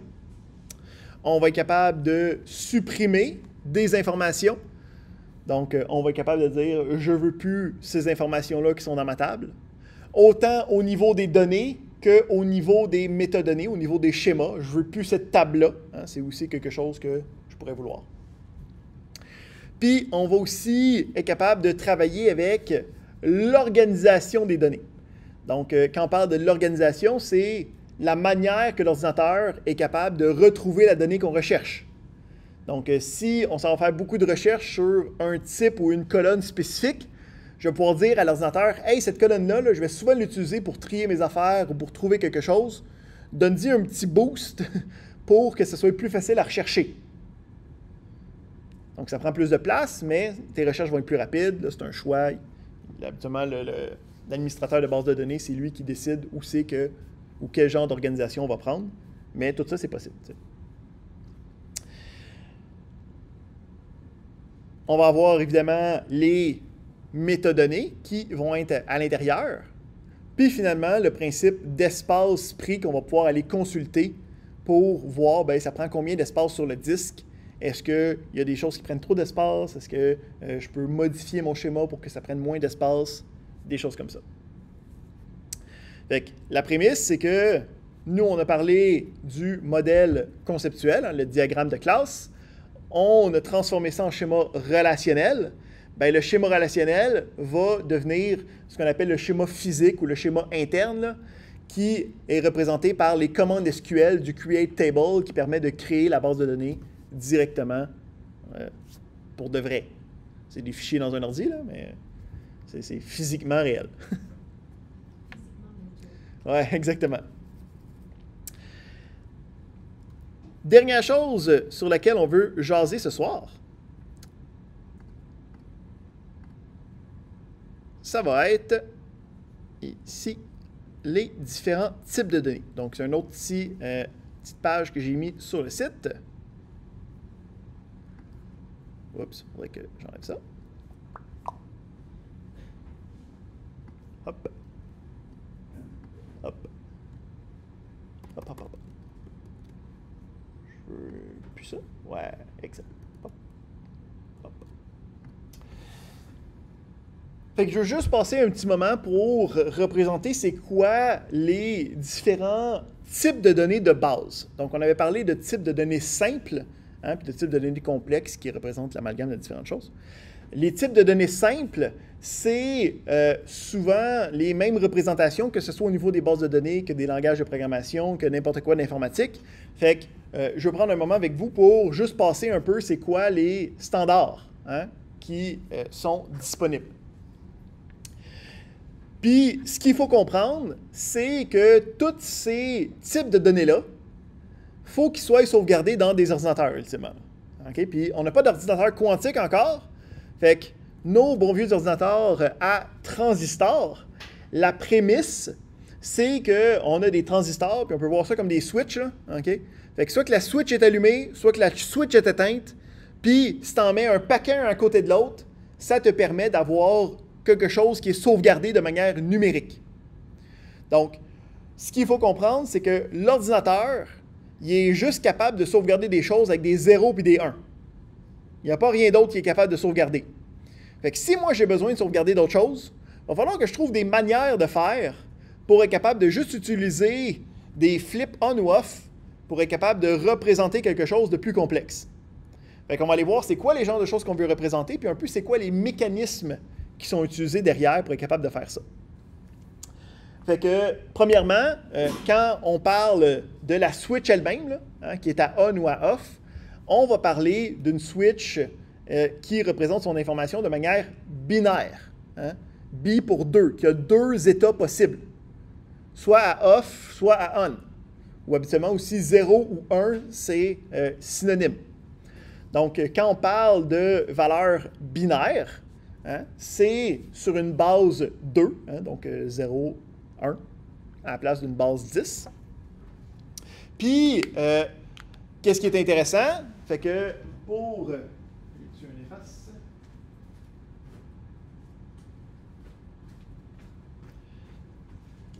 On va aller ici.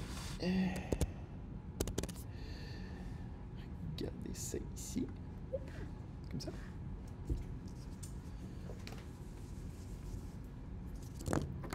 Fait que pour le binaire, hein, c'est 0 ou 1.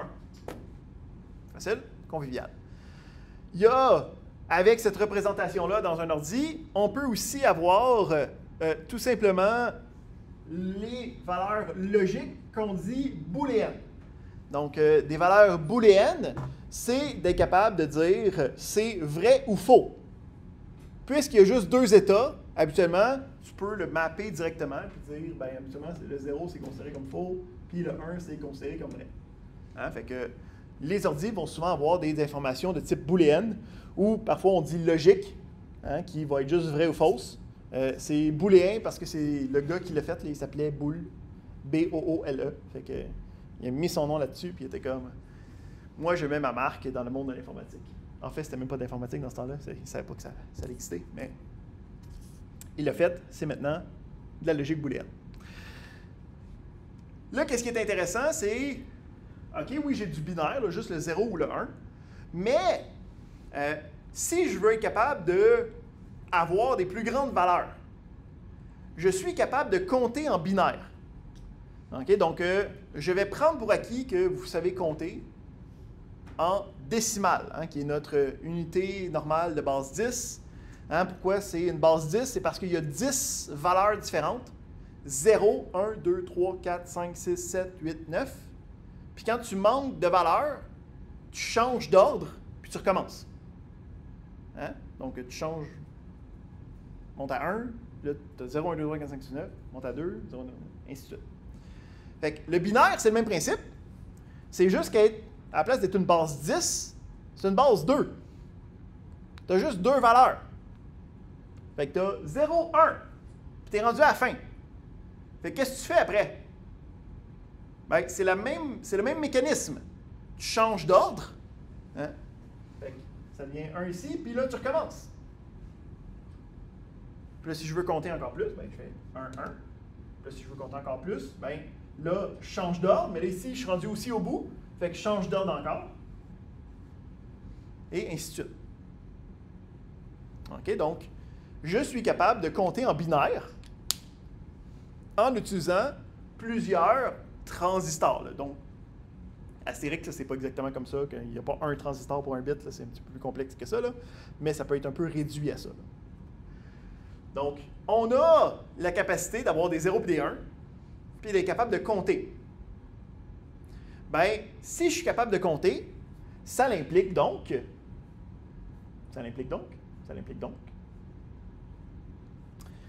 que je suis capable d'avoir une représentation minimalement des nombres entiers positifs en binaire. Donc, quand moi, je veux sauvegarder la valeur 4, qu'est-ce que je vais sauvegarder dans l'ordinateur? Bien, en décimale, 0, 1, 2, 3, 4. Hein? Fait que je vais sauvegarder 1, 0, 0. Ça se traduit pas mal de manière facile et conviviale. Là, ici, ce que vous allez voir souvent, ça va être quand on veut représenter des valeurs qui sont dans l'ordinateur, okay, qui sont en binaire. On peut voir que ça commence à prendre pas mal plus de place, pas mal plus rapidement. Hein? Fait que si je veux représenter genre 256, ça en prend 32, 0 puis 1. C'est assez long à écrire. Fait que qu'est-ce qu'on a fait? C'est qu'on s'est créé, puis deuxième problématique, c'est que ça n'a pas une bonne correspondance entre les deux. Si, admettons, je continue, là, puis je fais 5, 6, 7, 8, 9, 10, on va avoir 1, 0, 1, 1, 1, 0, 1, 1, 1, 1, 0, si j'ai mis 1 trop vite, 1, 0, 0, 1, 0, 0, 1, puis 1, 0, 1, 0. Il est comme dans le milieu là, de 10. Là. Tu sais, si je te demande c'est quoi 20, c'est pas clair comment est-ce que je fais pour avoir 20. Là. OK?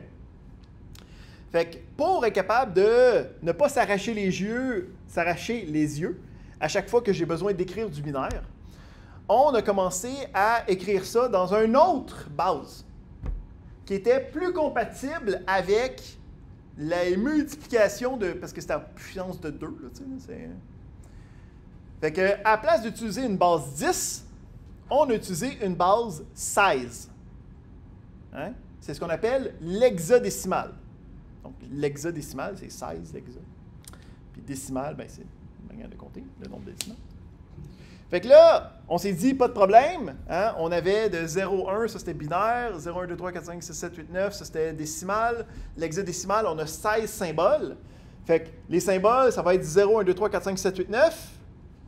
Mais là, on n'a plus de symboles mathématiques pour représenter ça. Fait qu'on a fait, fuck it, on va prendre des lettres.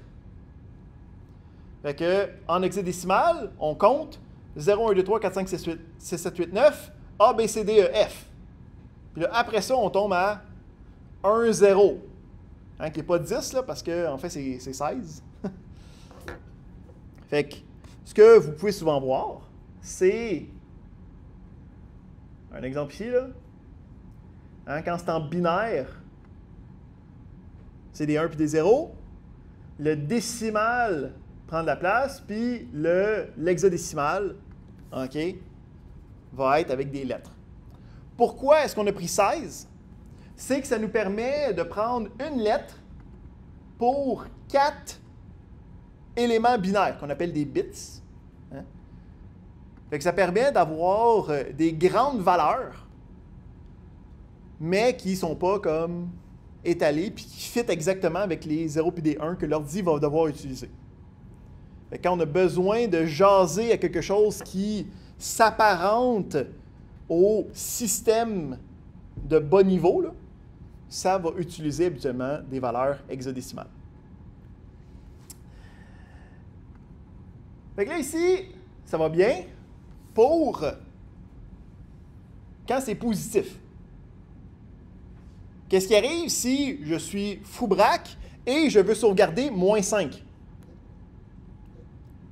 Ben là, il va falloir commencer à utiliser des formats où c'est qu'on décide d'avance qu'est-ce qu'on fait, parce que c'est le fait qu'on a décidé qui donne une implication à la valeur. Fait que pour être capable de gérer, parce qu'il faut se dire, on peut juste utiliser des 0 et des 1. Là. Fait que comment je fais pour mettre un moins? J'ai juste des 0 et des 1. Là.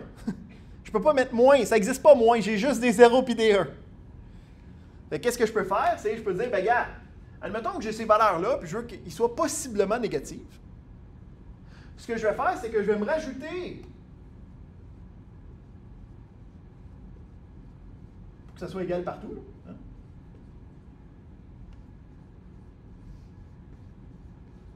Puis là, je vais dire, celui-là, ça va être le signe.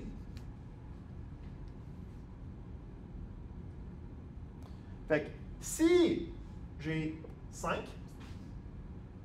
si je veux -5, qu'est-ce que je vais écrire?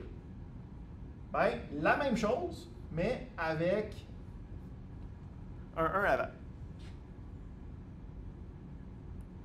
Fait que là, la prémisse, c'est que faut faire attention, là, parce que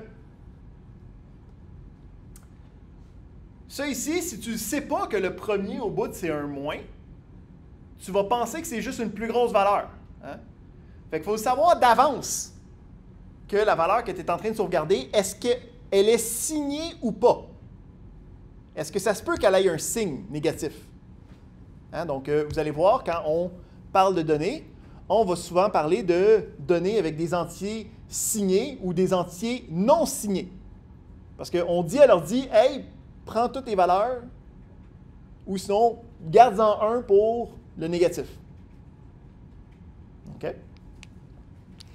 Autre chose qui est importante de comprendre, c'est quand je fais ça, là, si je dis que c'est celui qui est à gauche, bien, il faut que je sache il y en a combien à droite. Hein? Donc, aussi, une prémisse, c'est que quand on va sauvegarder des données, on va dire voici la taille maximum de la donnée pour être capable de faire des simagrées de même. Là où c'est qu'on prend le dernier à gauche pour dire celui-là, c'est le signe. Hein? Fait qu'on va dire que c'est des entiers signés sur 32 bits, sur 32, 0 et 1. Ou c'est des entiers non signés sur 32 bits. Puis là, qu'est-ce que ça a comme implication de dire ça? C'est qu'on a une valeur maximum et minimum, là. Hein? Si on en a 32 bits, là, à un moment donné, il y a juste des 1. Là. Puis ça, c'est une valeur. Puis si moi, j'essaie de sauvegarder quelque chose qui est plus gros que ça casse. Hein? Donc, quand on met des types de données, il faut être conscient de ces éléments-là réels derrière. Là. Puis là, je peux me poser des questions. C'est quoi le genre de valeur que je vais mettre dans ma base de données? Hein? Si c'est un âge, c'est quoi le genre de gamut de valeur que je peux avoir? Est-ce que j'ai besoin de 32 milliards? Sûrement pas. OK? Même je suis pas certain qu'à 256, là, on va être bien correct pendant un mostino bout. Fait que, on a cette prémisse-là.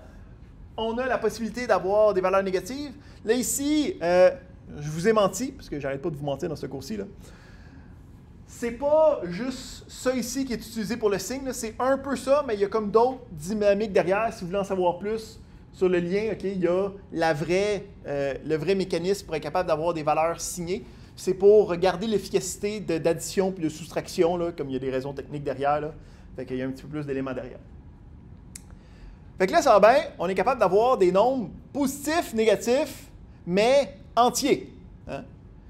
Si, encore une fois, okay, complètement cinglé, je veux avoir un montant 42,17. Comment je fais pour avoir point quelque chose? Ça ne marche pas. J'ai juste des 0 et des 1. Qu'est-ce qu'on fait? Fait que, ce qu'on va faire, c'est qu'on va se donner une méthode, hein, un format prédéfini, où on va pouvoir représenter les nombres, en fait, sous leur notation scientifique. Hein? Fait que 1 point quelque chose, fois 10 à la quelque chose. Hein? Donc, c'est tout le temps 1 point quelque chose, puis tout le temps fois 10 à la quelque chose. Fait que là, ce que ça me permet de faire, ça me permet d'avoir deux informations que je peux sauvegarder de manière entière pour que ça soit reconstitué en tant que nombre flottant, là, que la représentation soit un nombre flottant. On peut aller voir la visualisation de ça ici. Fait que la prémisse, c'est si on a une partie qui est un exposant, hein, fait qu'on a tout le temps le chiffre, hein, c'est 1 point quelque chose fois 10 à la quelque chose. Okay, donc, encore une fois, Astérix, là, je vous mens un peu, c'est pas exactement comme ça, c'est une puissance de 2, puis il y a des affaires un petit peu plus fuckées qui se passent. Là. Mais la prémisse, c'est 1 point quelque chose. Fait qu'on va avoir la partie exposant, hein, donc la partie de à la quelque chose. Mais ça ici, c'est un nombre entier. Là, le 12, c'est un nombre entier. Je peux. Puis nous autres, on sait que les nombres entiers, on est correct, on peut représenter ça avec des 0 et des 1. Fait que moi, ce que je peux faire, c'est que je peux dire, ben, j'ai un paquet de 0 et de 1, là, puis il y a une partie de ceux-là qui va représenter l'exposant. Puis il y a une autre partie qui va représenter la partie significative. Donc, la partie qui est après le point.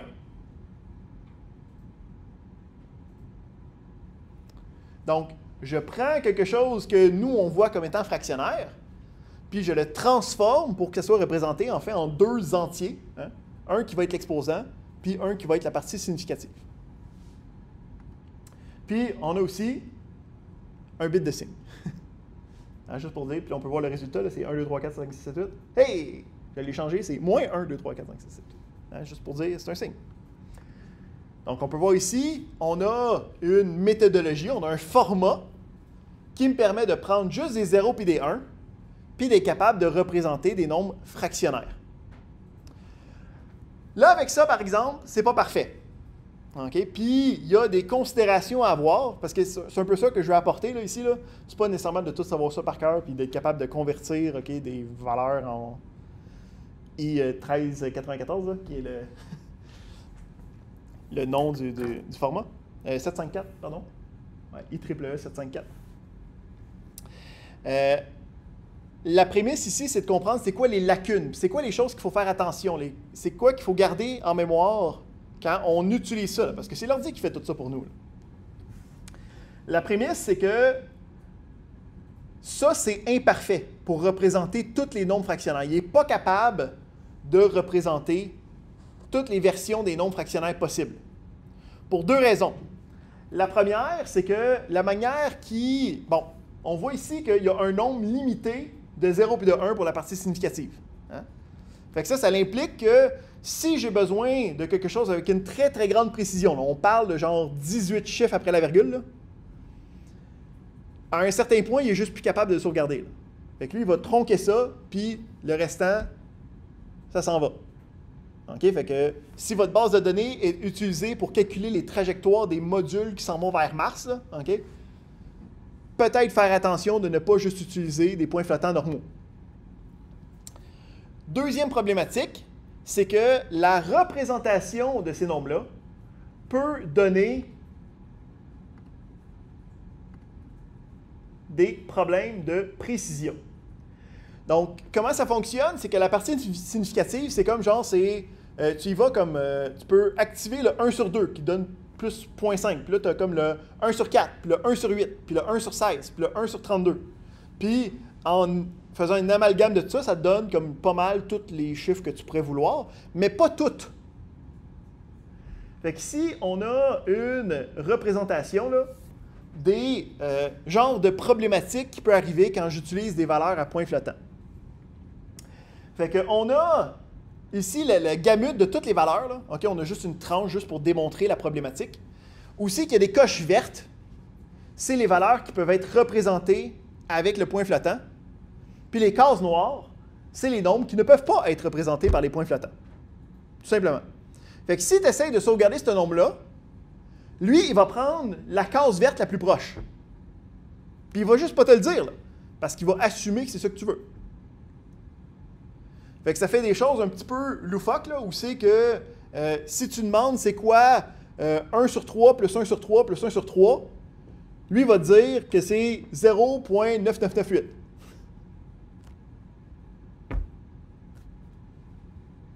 Puis la prémisse ici, c'est que si on a toutes les valeurs, là, donc on est ici de 0 jusqu'à l'infini, puis l'infini négatif, là, plus on est proche des petites valeurs, plus on les a, là, mais plus on s'éloigne, plus ça se peut qu'il y en ait. T'sais.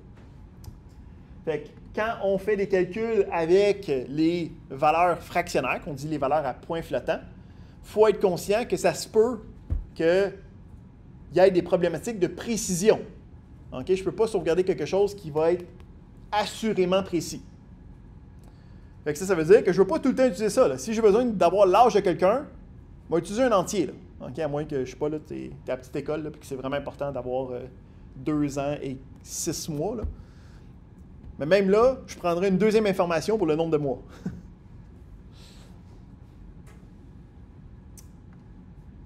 Fait qu'on a la prémisse de valeur, okay, point flottant, valeur réelle. On a maintenant pas mal fait le gamut des opérations numériques. Mais on a aussi des données textuelles. Donc, des chaînes de caractères, hein, des strings, plus communément appelés. Hein. Quand on parle de chaîne de caractères, c'est une suite de différents caractères textuels. Je veux sauvegarder du texte. Hein, j'ai un document Word, je paye sur Save. L'ordi est capable de le faire. Là. Mais derrière, j'ai juste des 0 et des 1. Fait comment je fais pour sauvegarder Allo dans un ordi? Ici, ce qu'on va faire, c'est qu'on va utiliser une table de conversion. Hein, donc, ce qu'on va faire, c'est, je ne vais pas sauvegarder le texte. Ce que je vais faire, c'est que chacune des lettres de l'alphabet, ou en fait chacun des symboles que je veux être capable de représenter, je vais lui donner une valeur numérique. Je sais, c'est surprenant.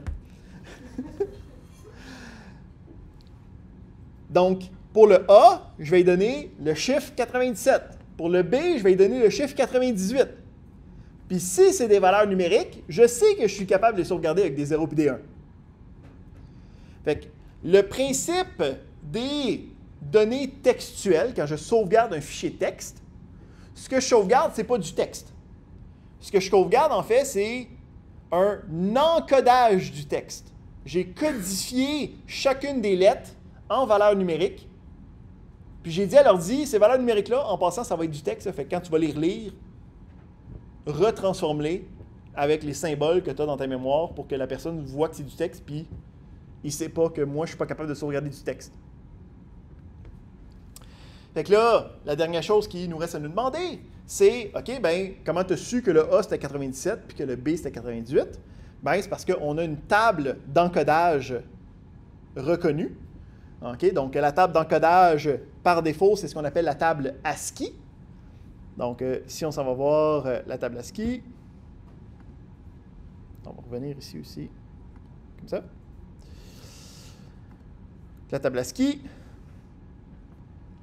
me permet d'avoir les différentes valeurs, là, donc A, B, C, D, E, F, G, avec différentes valeurs binaires, hein, que nous, on sait que derrière, c'est, si on s'en va voir une version plus directe, fait que, mettons, genre ici, je regarde le A majuscule, ben, je peux voir que c'est le code, puis là, mettons que je regarde ici, il faut faire attention, on a différentes représentations de ça.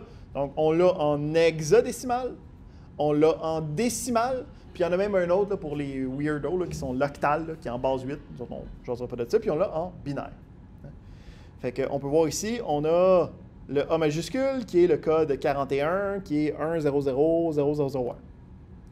Qu'est-ce qui est intéressant, c'est que dans cette table ASCII-là, on a aussi le A minuscule. Hein? Donc, dans la représentation des symboles pour un ordinateur, le A majuscule et le A minuscule ont autant de différence que le A et le B.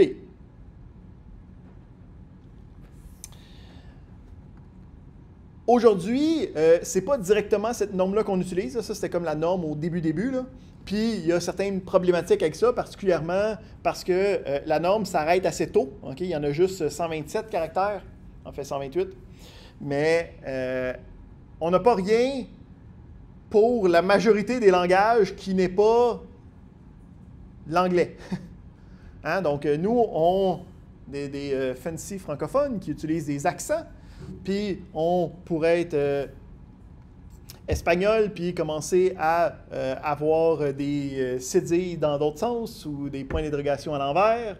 Ou on pourrait parler arabe, puis avoir des graphènes qui se jumelent ensemble pour créer comme des nouvelles lettres. Okay? Donc, il y a plein de problématiques qui ne sont pas attaquées par la table ASCII en tant que telle.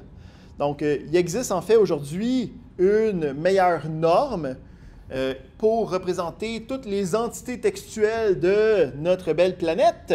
Donc, vous la connaissez bien parce que c'est dans cette norme-là qu'on a codifié les emojis. OK? Donc, pourquoi est-ce que vous avez des emojis? C'est parce qu'on a voulu régler la problématique de tous les langages sur la planète. Donc, cette norme-là, c'est la norme Unicode, OK? Donc, de codage universel, qui permet d'avoir, puis d'être capable de représenter, encore une fois, d'une manière ultimement binaire, toutes les différentes propriétés des langages. Donc, je suis capable de dire le texte part de droite à gauche, j'ai des graphènes qui se mélangent ensemble, tous les symboles possibles, puis une très grande librairie de symboles qu'on peut amender au fur et à mesure. Donc, la norme Unicode s'agrandit au fur et à mesure. Donc, il y a des emojis qui sont rajoutés à toutes les années. Puis c'est pas mal ça. Fait que ça ici, puis quand on les mélange plusieurs ensemble, c'est ce qu'on appelle des chaînes de caractères ou des strings. Hein?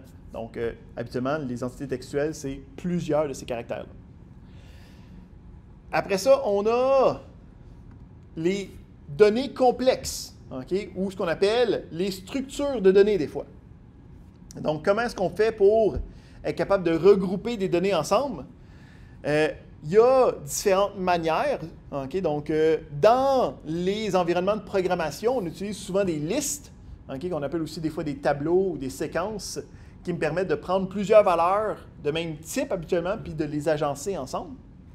Puis nous autres, particulièrement, ce qui va nous importer le plus, ça va être ce qu'on appelle les enregistrements, okay, ou des records en anglais, qui en fait, c'est le nom officiel de ligne dans une table.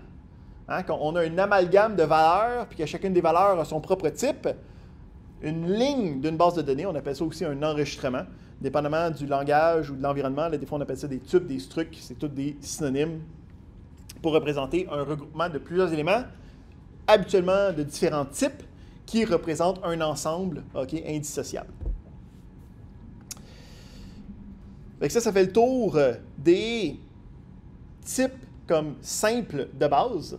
Les bases de données nous offrent des types complexes qui viennent avec, là.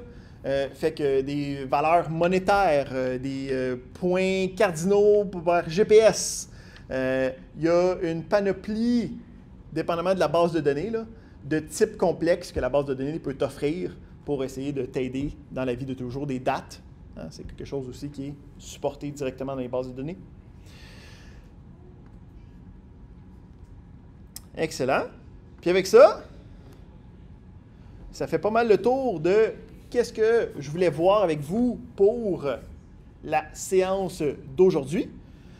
Donc, dans les prochaines semaines, on va aller, en fait, l'exemple qu'on a fait, là, on va aller en long et en large voir c'est quoi toutes les variantes qu'on peut faire avec ça. Fait qu'on va aller voir comment créer des tables, on va aller voir c'est quoi les opérations qui existent quand on crée des tables, c'est quoi les différentes contraintes qu'on peut mettre, c'est quoi les différentes références, comment est-ce qu'on fait pour détruire des tables, comment est-ce qu'on fait pour gérer des tables. On va après ça parler de la modification de données, donc comment est-ce qu'on fait pour rajouter des données, supprimer des données, puis aussi aller sélectionner des données, puis de manière complexe. Donc comment est-ce qu'on fait pour faire des requêtes qui permettent d'aller chercher des informations qui peuvent commencer à devenir intéressantes d'un point de vue business. Sinon, le restant de la période d'aujourd'hui va être là pour passer en revue si vous voulez valider votre projet, si vous avez des questions ou si vous voulez aller vous coucher plus tôt. Okay? Toutes les options sont disponibles, mais c'était le tout que je voulais vous jaser d'une manière magistrale. Fin de l'enregistrement.